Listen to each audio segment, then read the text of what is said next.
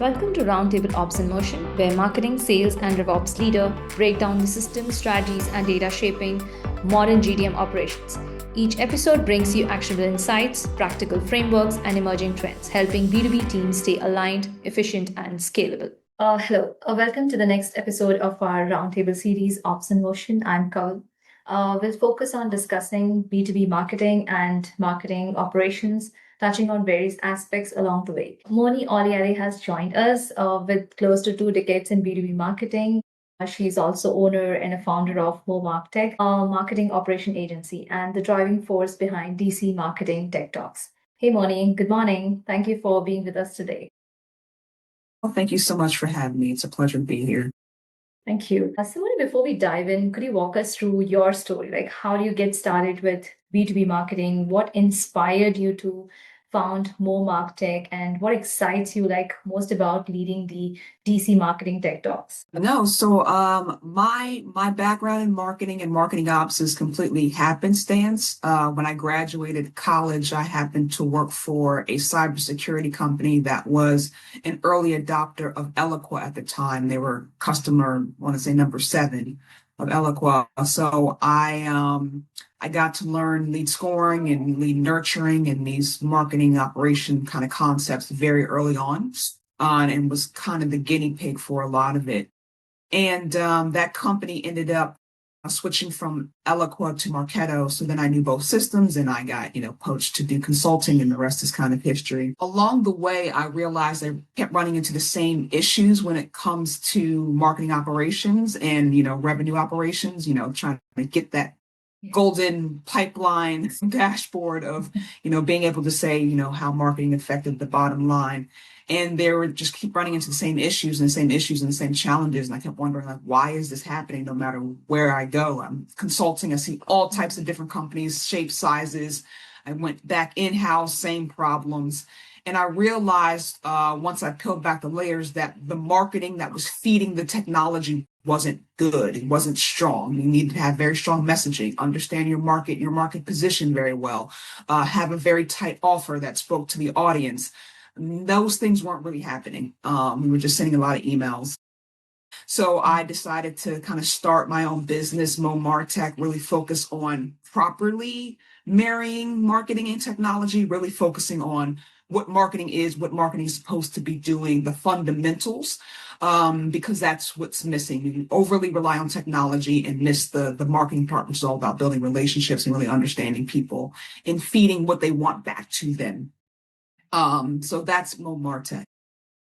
Thanks for giving the brief about MO MarTech. It's really exciting. I always see that your post comes on LinkedIn with that character with a braid, and she always have different expressions. That's really exciting. Yeah. I mean, the expressions that she gives resonates very well with the post that you post, the content. So it really, it's very exciting to see the post. So I actually wait sometimes for your post to come up to just see the character, to be honest. That's really nice. Thank you very much. I mean, you happen to just thought like you want to use a character, or you like thought about it, you started designing or playing in your head like what I should put in my LinkedIn content that that actually people would like actually would like to engage with, right? Because we all post a lot of content, and some content are just like paragraphs put in there. Some people are able to put it like a storytelling, and some are able to like you put it with the characters like that. So like one of the principles of marketing is people buy from people, right? And Yes. your company's brand is basically your version of a person. So why not have a representation of that? And that's Mom is the name of my character, the eloquent elephant for my brand. And I wanted us to bring back core fundamentals, right? Think Tony the Tiger or Ronald McDonald or these representations of brands and what they mean to that organization, and allows the company to live beyond the CEO, right? It's like not about that. It's not about the face. It's about the character. So that's the essence of Mom, is sort of bringing back that old school marketing and having a relatable kind of person, humanizing the brand. Right. Very, very nice idea behind it. I liked it. Okay, so I have also seen that you have built an impressive rhythm of, engagement for Ask Me Anything live sessions that you do. Then you have hands-on workshops, then plenty of networking opportunities for the community. So that takes an incredible amount of effort, time, commitment. What strategies that helps you sustain at that pace, and what is the passion that fuels you to keep creating these valuable experiences, contents, and different things that you do? Yeah, so I'll answer the passion question first, which is I Sure. really do have a passion around marketing. I really want to be able to teach marketing fundamentals. I really think it's missing from the market. A lot of Yes. people assume they know marketing and understand marketing. What they really know is how to get attention. And that's not really marketing, right? Yes. That's marketing is about people and about relationships. So the networking and the workshops and the Ask Me Anythings are just to connect with people, honestly. And I feel like one of the things I'm doing is I'm teaching. I'm an educator at heart. And the Ask Me Anythings are an opportunity for people to really one, challenge my thinking and really Yes. understand my thought process and how I really teach. So, because it's some things you just can't get across in a social post or a LinkedIn post. It just kind of doesn't convey the message. So being able to do it, Ask Me Anything, I'm able to explain, understand the thought process behind it. Sometimes on social media I can come off as an anti-technologist. I'm not. I just want to put the marketing and the people first, and then the technology will work well. Yes. So that's why I like Ask Me Anything. It's really just an opportunity for me to build relationships. Right. I mean, you said it really right, because it's always the people first, not the technologies. You can buy different techs, but things are not going to work if you don't have strategies, the collaboration between the teams, and you have like one goal within the organization. If you don't have that, I don't think these things are going to work. Very true. I agree with you. So let me ask you, so like what makes you passionate about marketing operations, rev ops? Like why do you kind of do this all this work? Okay. So the way I see it is like marketing operations and revenue operations are like quite powerhouses. They are working behind the scenes and to make the go-to-market success. It's not easy for the team to get caught up in their own priorities, right? So it's like marketing is always looking behind leads to get more leads. Sales is like Mm-hmm. always chasing, I should get more quotas, complete my quotas, and get more leads into that. So then Yep. customer success is focused on renewals. They want to get more and more renewals. So without operations, I think all of these moving parts that is there can be pulled in different directions because they already have their own priorities. So marketing operations can keep everything grounded. They're the one that ensure that data is, clean, the processes are smooth, and the marketing efforts are aligned with the revenue and the strategy. So that takes that big and sometimes messy ideas and also turn into, the system that actually works. So that's marketing operation does that. And so when they do that, the campaigns that go out of the door, they just deliver success. I mean, close to success, not always success, but yes. So revenue operation takes that to the next level by bringing down all of these teams together, like marketing, sales, customer success, together to view the customer as like a single connected story. So that alignment, makes hands-off seamless and the forecast more reliable, and maybe most importantly keeps the customer experiences consistent, which is very important because all of these teams are seeing one information or one story for one customer, which was like missing earlier. So that's like we are looking forward to get that on board. Now, what makes me passionate about operation is not just the dashboards, the shiny tools, but its impact that operations is creating. So when operations is done right, I think it frees up time for most of the team so that they can focus more on the strategies, and the leadership can make that informed and consistent decisions. So in a way, I think when the budgets are less and the changes keep happening frequently, this kind of alignment and clarity can help businesses move forward in the right direction, which is really important. Sometimes the right direction is missing and people are trying to move all over the place, and then you don't see the strategy, the revenue, the business goal, but everyone is moving and trying to move forward, but they are not connected, and it's not fulfilling the goal that they have to reach to. How do you see the how do you see the future of marketing ops and rev ops? And one of the reasons why I asked is because I run an organization called the DC Marketing Tech Talks. It's the largest sort of marketing network in the DC metro area. And we're going to have an event at the end of October about the future of marketing technology. Because when I was kind of coming up in the space, it was led by sort of the concept. So it's like predictive analytics or, dynamic content or ABM. There were these conceptual frameworks that sort of push the technology forward. I don't really see that anymore. It's AI, which is okay, Yes. but that's not a conceptual framework.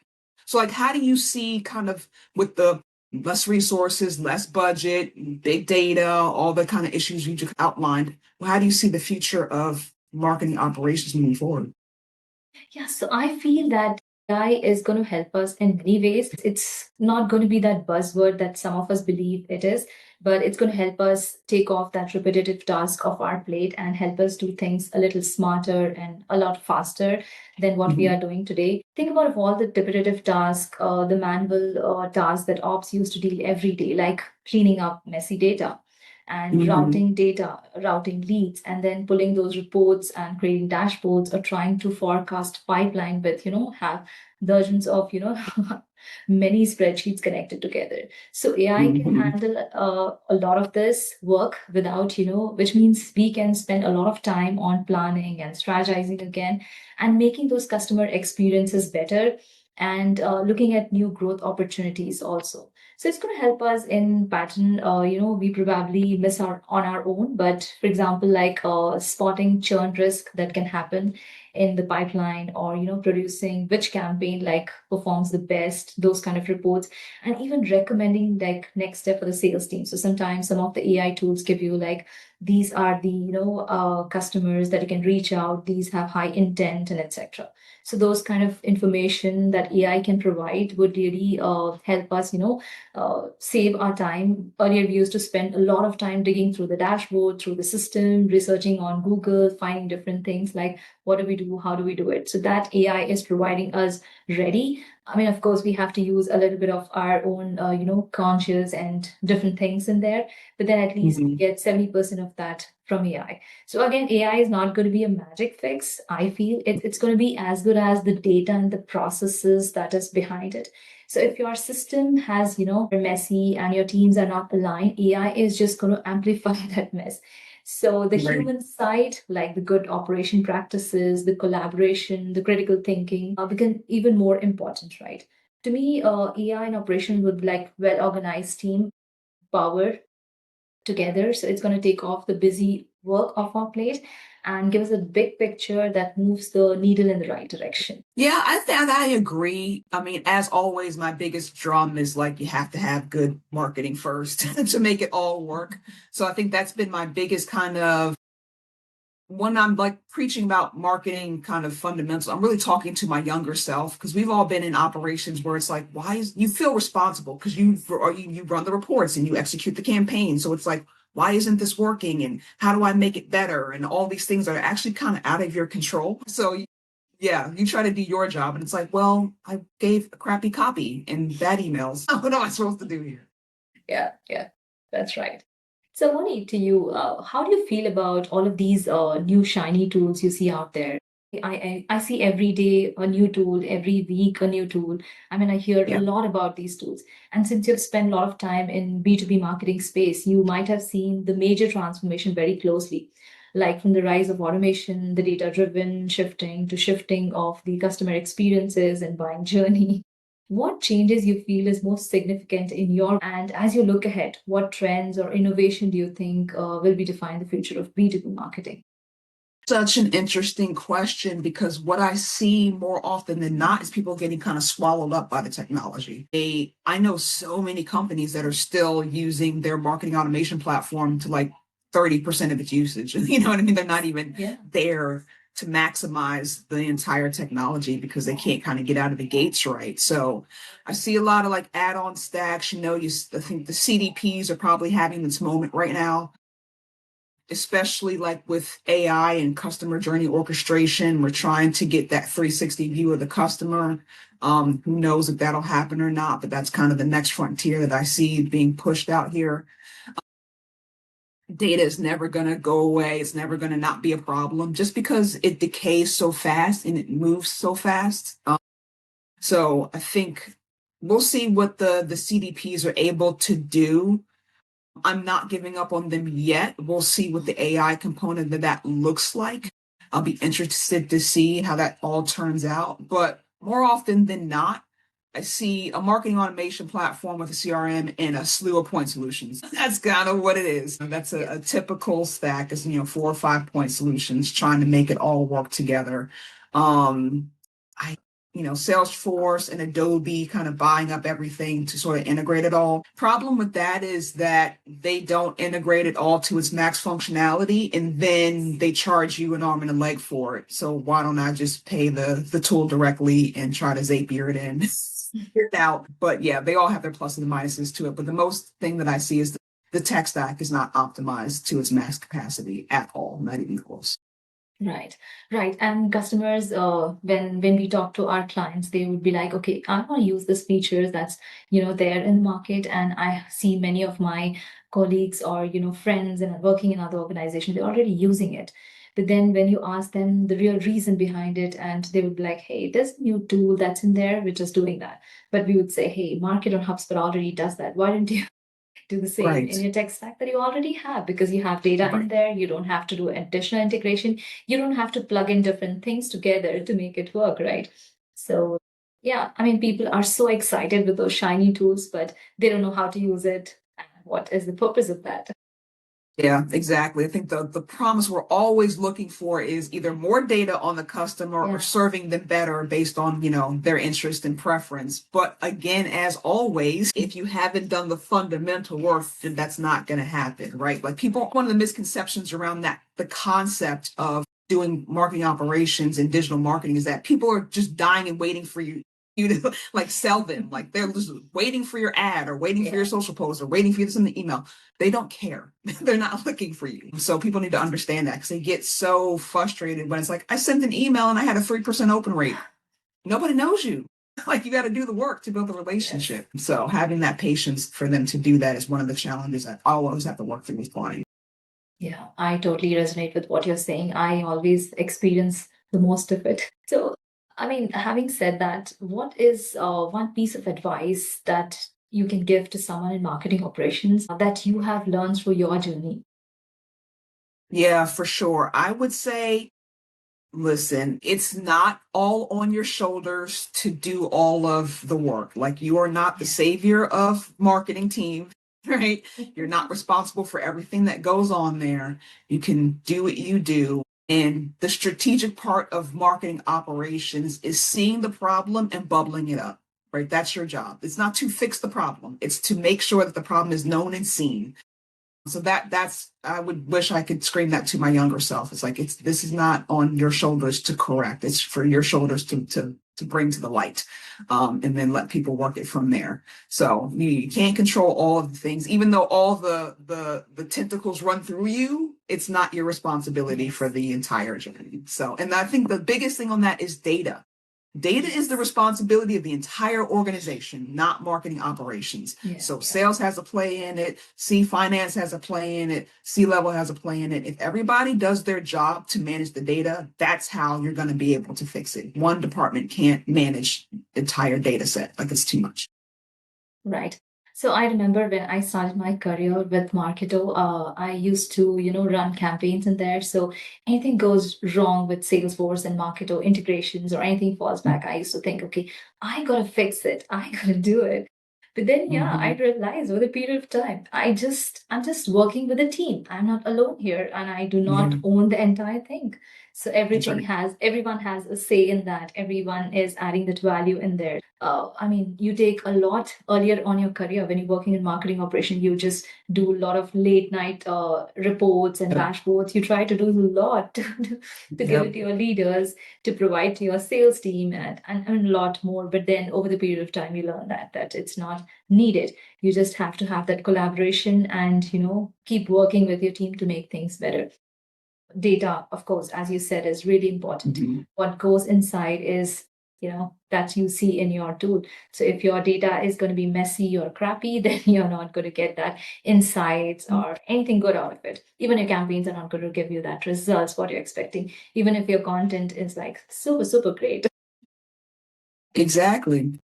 Yeah. The older that I've gotten in my career and still working in marketing operations and consulting in it is I now with my clients, I teach them how to have like a committee in Marketo or HubSpot or whatever they're doing. Like, we've been in this long enough. It's like I've been the one person who knows how to manage the system in it. And like you said, something goes wrong and you got to be up late nights to, make sure this is correct and this thing works or whatever. It's a lot to deal with. And I know it's scary for a lot of people to kind of give up control in that way and, let other people in. But it is so helpful when someone else knows the system, knows what to do, can correct it, go on vacation and not stress it. They understand their part. So I would tell a lot of marketing operation people, like, look, I know it's scary, to let other people in, but do it. If you have good documentation, teach them, help them so that you aren't the only one that this is on your shoulders, because these tools are behemoths. They are a lot. Yes. So, open the borders a little bit. Yeah, that's right. All of them should do it. Yes. So thanks, Moni. That was really insightful session. I think we discussed a lot about different things around marketing operation, data, and a lot of things that happens in marketing operations and what's our experience been. It's great to have you. Thank you. So much for inviting me. This was a lovely conversation. Thank you.